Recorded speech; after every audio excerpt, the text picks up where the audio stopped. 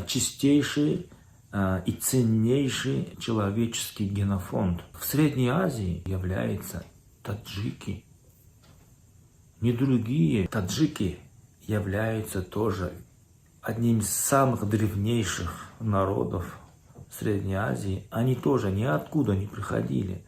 Это представители Персии. Это ираноговорящие люди. Это персидская цивилизация.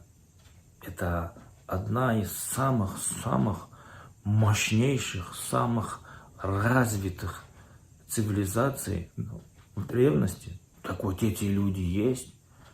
Они хранят в себе этот генофонд. Таджики – это арийцы. Это чистейшая, ценнейшая национальность. Генофонд, человеческий генофонд. Таджики являются самыми красивыми людьми в Средней Азии. И в связи с этим, и это особенные люди, таджики. Это добрейшие, мудрейшие, умнейшие люди. Сами таджики – это настоящие мусульмане, правильные настоящие мусульмане. Очень большая ошибка судить самых к таджикам относиться как к каким-то слабеньким, таким-то никчемным гастарбайтерам, типа таджик, да? Вот. Я хочу сказать то, что когда в следующий раз вы увидите таджика или встретите какого-то представителя этого народа, так знаете, что таджики на голову, а может и на 2 головы выше, лучше во всех смыслах всех остальных народов СССР. Нравится вам или не нравится? Они арийцы. Это чистейший, ценнейший человеческий генофонд. До них дорасти надо. Дорасти надо до них.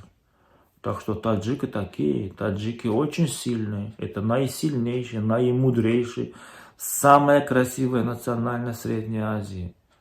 Очень древнейший народ. Очень древнейший народ. Это Персия. Это представители Персии. На территории СССР кто с ними может поравняться с Персией? С этой мудростью.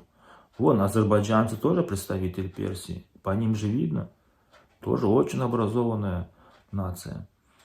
Так что вот так вот, дорогие мои мусульмане и не мусульмане. Прошу вас помнить о том, что когда вы видите таджика, помнить о том, что этот народ генофонд. Вот, может быть, не конкретно личность, которая перед вами. Может он там дворник, уборщица, что-то, может гастарбайтер, да, но в жилах этого человека течет арийская кровь. Нравится вам или не нравится, это никого не интересует. Факт остается фактом.